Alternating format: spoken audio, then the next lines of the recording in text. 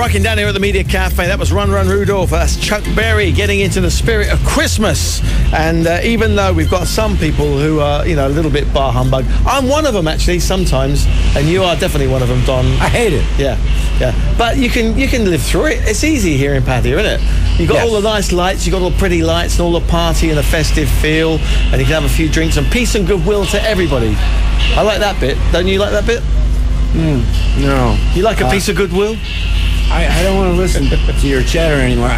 Under threat of debt, I have to mention that this shirt is my premature Christmas gift from my female companion with a man's name, Wally. Now that insinuates that you may have a male companion as well.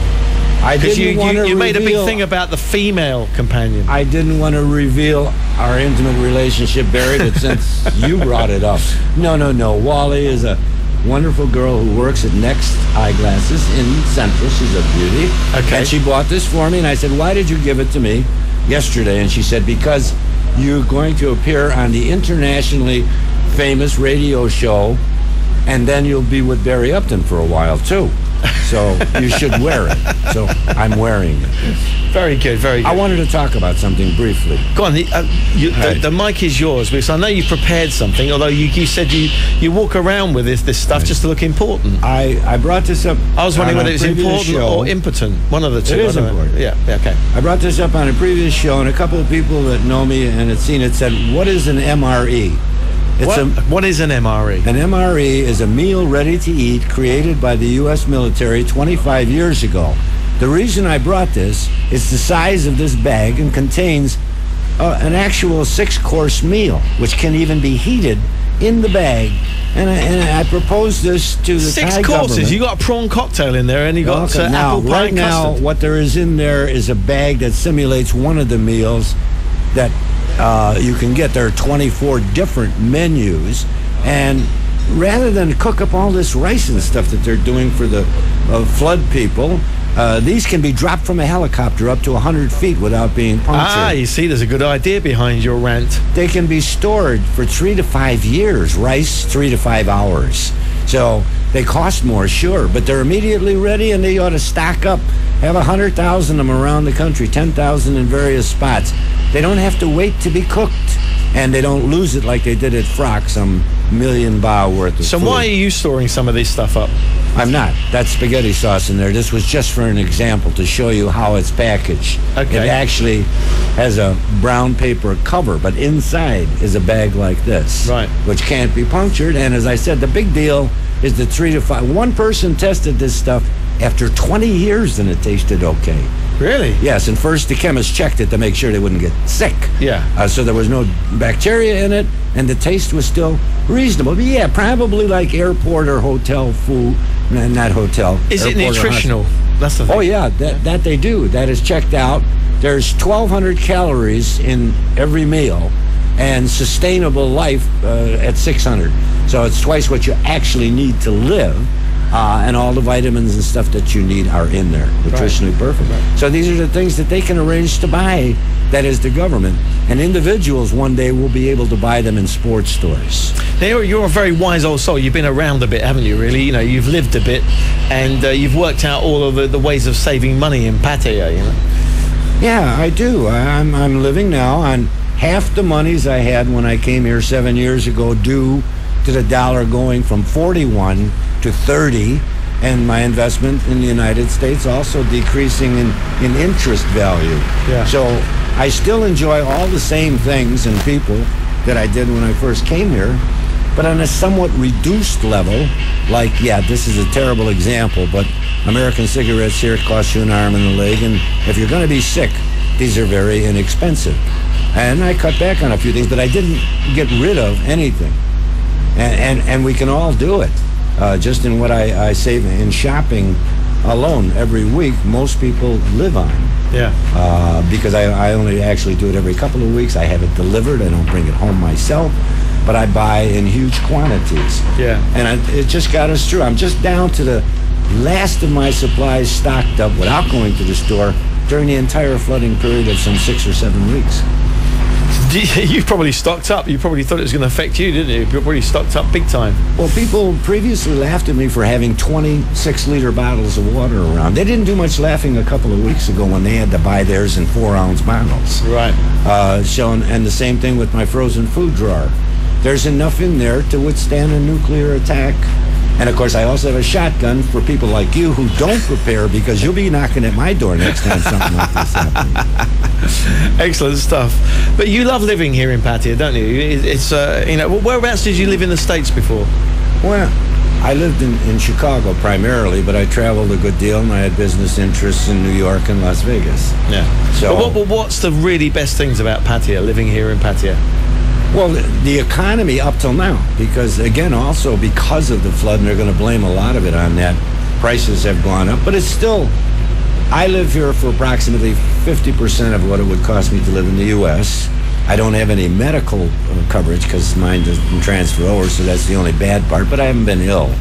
At any rate, the economy is the first thing, and then second is having a female companion. Right. And, of course, there's no discrimination here in terms of age, only financial ability. So Right. my female companion, for example, as I previously mentioned, I'm 77, she's 32. That would not happen in the United States. No. And it's Well, unless you were a millionaire, multi-millionaire or something.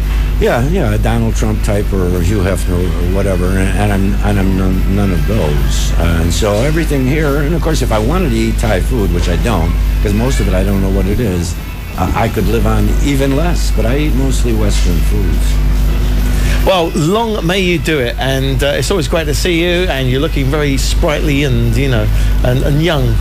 And you've got a young mind, haven't you? Amongst other organs. We won't talk about those right now. Thanks, Don, for coming in. Hopefully we'll see you again real soon here on Morning Glory. And I'm done. There you go. Checks in the post, all right? Now on MGTV and Morning Glory, we'd like to welcome back to the show Glenn Munro, and that's about the third time you've been here now, isn't it? Yeah, good morning, yes. But we love your singing, you see, thank and you it's very very much. popular. A lot of people said they really great. liked that last time you did the Cliff Richard one. Super. And before that, you did a Matt Monro. Yes. So what you can do for us today? I'm going to bring the Shadows and we're going to do the Cliff. No, we're not. Andy Williams, yeah. Andy Williams. Moon River, great song. A great artist as well, isn't he? You know, fantastic. why was he so great?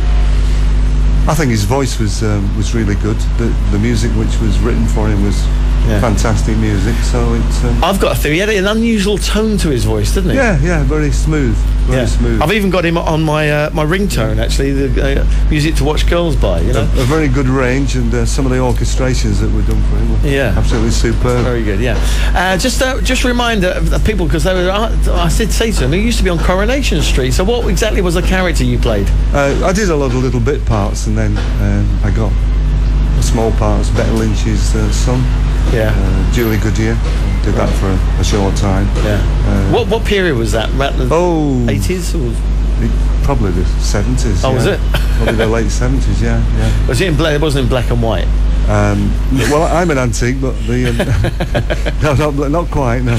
Right, well, let's get straight into it. This is Glenn Munro singing a wonderful song. This is Moon River.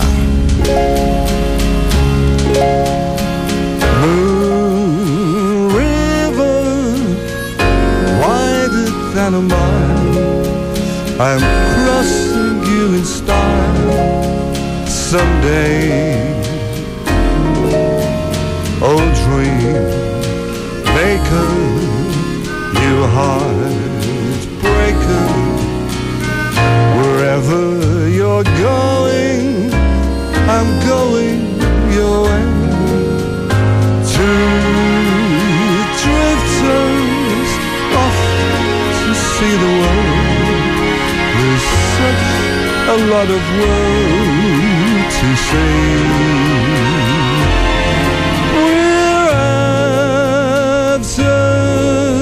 That same rainbow's end, waiting round the bend, my huckleberry friend, Moon River.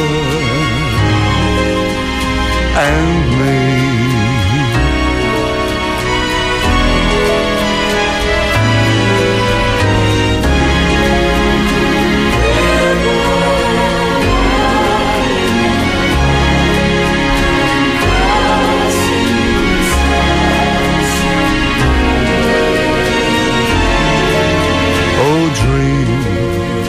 Maker, you heartbreaker, wherever you're going, I'm going your way.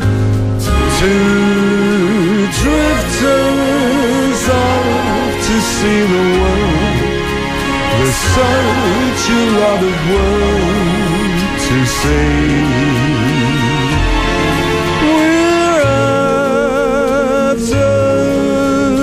Same rainbows end, we'd sing round the bend, my huckleberry friend, Moon River and me.